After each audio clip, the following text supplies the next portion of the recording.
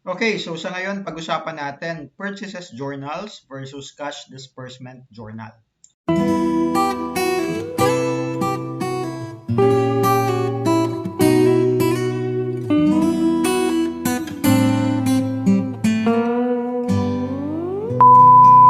Okay, Etong purchase journal, remember this. As a rule, dapat ang pinanggagamitan lang nito is to record transactions related to purchases of merchandise on credit. So, pagbili ng mga merchandise inventory on account, yung inutang muna. However, sometimes it is expanded para i-include lahat ng mga credit-related purchases, kagaya ng makikita ninyo dito sa table. Hindi lang ito related sa purchases ng merchandise on account, kung meron kang office supplies at kung may iba ka pa mang mga binili na inutang muna, isinasama siya dyan. Pero, once again, as a general rule, it should include only purchases of merchandise on account. Okay? Now, dito sa table, makikita mo, you have your transaction date. Meron kang RR number, you have your supplier number, tapos nandito yung credit for accounts payable. Kasi once again, purchase journal, ang initial na entry dyan, debit ka nung purchases or other related na accounts, credit ka sa accounts payable. So dito, nakalagay dito yung credit mo only for accounts payable so that you have your various debit items dito. Anong source document related sa purchase journal? Makikita mo dito, meron akong nilatag na comment. The source document to initiate recording of purchases is the receiving report.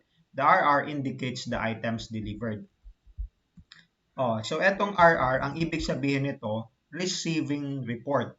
Pag may na-receive ka na merchandise inventory or halimbawa may dumating sa iyo mga office supplies, dineliver na, merong i-issue sa iyo na receiving report to document na, okay, ito yung mga i-deliver namin sa inyo. Ito yung number of boxes or number of items.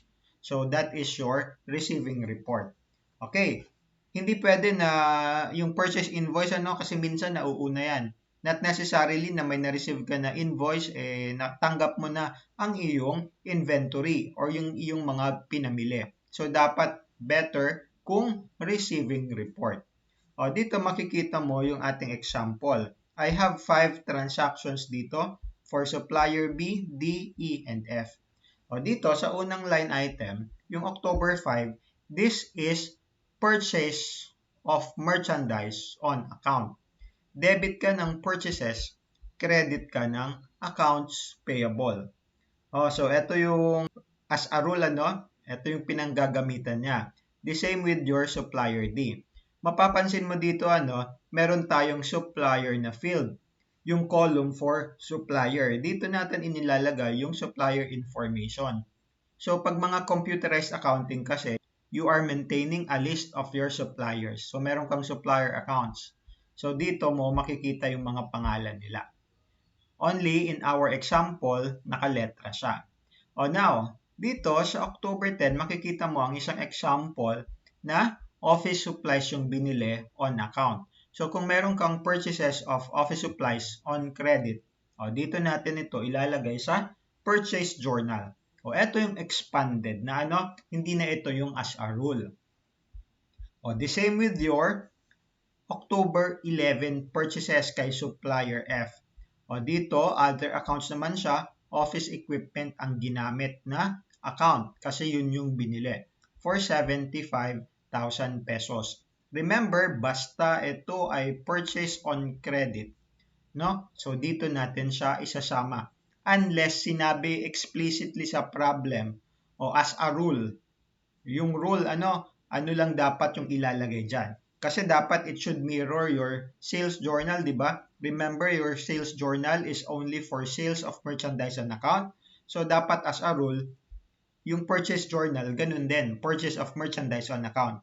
Pero, ine-expand natin ito. Okay, so kung sakali man na itanong yun sa problem, as a rule, dapat ang sasagutin natin, only purchase of merchandise on account. Dito makikita din ninyo yung ating mga account codes. Kasi yung account code ni accounts payable is 210. Okay, purchases 510 kasi that is an expense account. Si office supplies 150, that is an asset account. Nandito naman si office equipment as 160. Now, pag tinignan natin yung ating general ledger, meron naman tayo ditong GL for accounts payable, purchases, office supplies, and office equipment na makikita ninyo dito sa baba. Your accounts payable here is lifted from this one. Okay, ang reference natin is your purchase journal. Assuming wala pang ibang transactions. Ang purchases mo, that is a debit, normal balance. Ito yun, 57,500. And so with your office supplies and office equipment, nandito naman sila. Okay, now notice this one. Etong accounts payable mo, ito yung kabaligtaran naman ng accounts receivable mo. So meron naman tayo ditong accounts payable subsidiary ledger. Bini-breakdown, ano itong 139,500? Saan ito nanggaling? Kasi remember, various suppliers ito, kagaya ng makikita ninyo dito sa taas. So pag gumawa tayo ng accounts payable subsidiary ledger, it is represented by 4 suppliers. Kay supplier B, kay supplier D, kay supplier E, and kay supplier F. Na pag tinotal natin ito, this one, and this one, itong apat, that should represent your 139,500 na makikita ninyo dito. Okay? So, proceed tayo ngayon dito sa Cash Disbursement Journal. Ang Cash Disbursement Journal, lahat ng mga palabas yung pera. Pag merong binayaran yung company, dito ninyo ito makikita. Pansinin ninyo yung table. You have your transaction date, you have your check number. Nandito yung description, tapos nandito yung credits mo, andito naman ang iyong various debits. Okay. Ano naman itong check number? Ang check number, ibig sabihin nito, yan yung cheque. Andito yung aking note dyan, The check is the source document that pertains to cash payments or cash disbursements. Minsan, ang alternative na pangalan nito ay cash payment journal. Pag sinabi kasing disbursement, palabas yung pera. Sa kabila, cash receipts or cash collections. So, kunwari, meron akong cash purchases kay supplier A. Maglalabas ako ng pera, magbabayad kasi ako, mag-i-issue ako ng cheque. Pagdating ninyo sa mga susunod na topics natin on internal controls over cash, malalaman ninyo dyan na ang mga companies, ang ginagawa nila, pag may mga cash payments, issuance of check ang ginagawa. Lalong-lalo na pag marami, pag malalaki yung pera na pinag-uusapan. So, ang release ay through checks. Cheque. Para isang papel lang ito, hindi ka na magdadala ng mga attache case. Kung million-million man yan. Cash purchase kay supplier A, nagbayad ako. 20,000 kaya nakakredit ang debit ko, purchases. Okay? The same transaction ito for October 6 pero ibang supplier naman. Kaya mapapansin mo dito sa purchase journal, may mga bungi din. Wala yung supplier A, walang supplier C, Kasi, depends naman kasi yan sa iyong mga transactions, kung cash purchases man yan or credit purchases.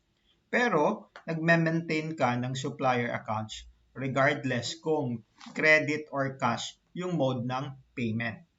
Okay, dito sa October 7, makikita mo naman, check number 3, pangatlong issue ko ng cheque. Nagbili ako ng insurance, that is your prepaid insurance. Kaya dito, credit to cash for 24. Tapos dito sa other accounts, makikita mo dito, prepaid insurance. That is your debit. Okay, pansinin ninyo, cash disbursement, cash payment. Kung nagbayad ka naman ng utang, syempre maglalabas ka ng pera. Kunwari kay supplier B, nagbayad ka na, full settlement, nag-avail ka ng purchase discount, dito, inilagay natin sa credit si purchase discount para ma-reflect kung magkano lang talaga yung total na pera na inilabas mo. Again, to balance your equation, your debits and your credits. Okay? So, ayan, debit ka ng accounts payable, credit ka ng purchase discount and credit ka ng cash. That is one example dito sa cash disbursement journal. Another one, sa October 14, personal withdrawal by the owner. Siyempre, naglabas ka ng pera, yung company mo, ano? So, credit mo yung cash, meron kang Serrano drawing. O, nandito naman siya sa other accounts. O, hindi lang ito, cash purchases of your merchandise, basta lahat ng mga naglabas ng pera. Payment of rent, payment of salaries, those are the examples. So dito, makikita na naman ninyo yung ating mga account codes. At yung account codes for your other accounts, nandito naman siya sa gitna. Pansinin ninyo, pag gumawa ulit tayo ng general ledger, maapektuhan ito yung cash mo kasi naglabas ka ng pera. Pansinin ninyo ito, ating general ledger. Yung cash mo, kanina, doon sa cash receipts journal, ang total mo ay 581,900. Ngayon naman, dito sa iyong cash disbursement journal, naglabas ka ng pera, ang total niyan 131,300. Naka-credit yan. Ngayon, pag tinanong sa problem, how much is your cash disbursements? Ang sagot mo, etong 131,300. Dito, sa accounts payable, kanina, nandito tayo sa purchase journal. Ngayon naman, dahil meron tayong settlement, merong binayaran, na 10,000, eto yon. So, meron kang debit ka ng 10,000. Para ang balanse mo na lang ay 129,500. Yung purchases mo, ayan, dalawa na rin ang magiging detalye niya. Kanina, sa purchase journal, ngayon naman sa cash disbursement journal.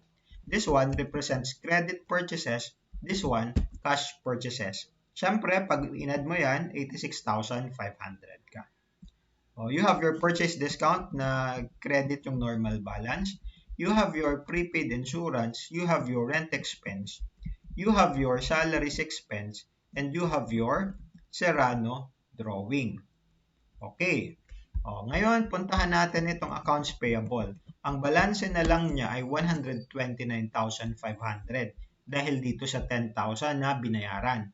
Pag pinuntahan natin yung accounts payable subsidiary ledger, makikita mo, ito pa rin yung ating mga transactions. Ito pa rin yung mga suppliers mo with the exception of supplier B na magiging 0 na yung balance.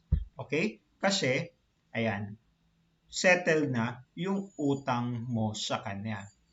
Sir, akala ko ba lahat ng mga suppliers mini-maintain natin? Dito kasi, hindi ko na lang sinama, kasi wala namang balanse si supplier A and si supplier C because they are cash purchases. Pero ipapakita ko sa inyo, kunwari ang in-extract natin sa computer accounting or sa computerized accounting system mo is your customer accounts and your supplier accounts, kasama pa rin sila dyan, regardless kung may balanse ka or hindi. Kasi mini-maintain yan sa database mo. So halimbawa, eto palakihin lang natin. Ayan. So, halimbawa, ito, si supplier C mo, makikita mo dyan, wala siyang balanse, pero nandito siya, kasama sa supplier accounts mo. Pati ito si supplier A. Okay. Ngayon, paliwanag ko muna ano itong tinutukoy ko.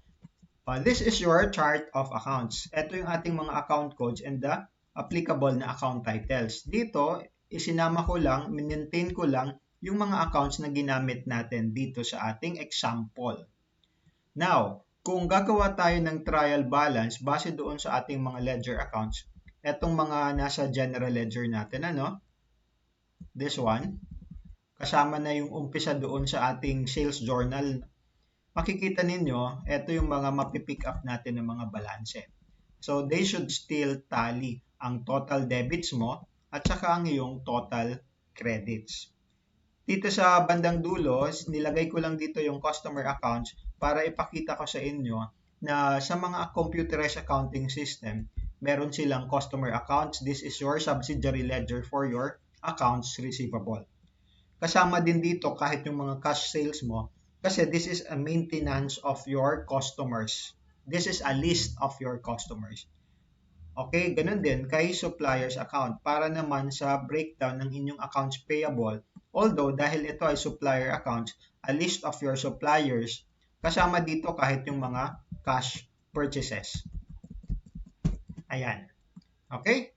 So, ganyan yung magiging itsura ng iyong cash disbursement journal and of course, your purchase journal. Sinama ko lang itong additional details para ma-appreciate ninyo yung mga balanse na dapat bangga pa rin yan. So hanggang dyan tayo sa discussion natin ng special journals. I hope you learned something from it. Bye-bye.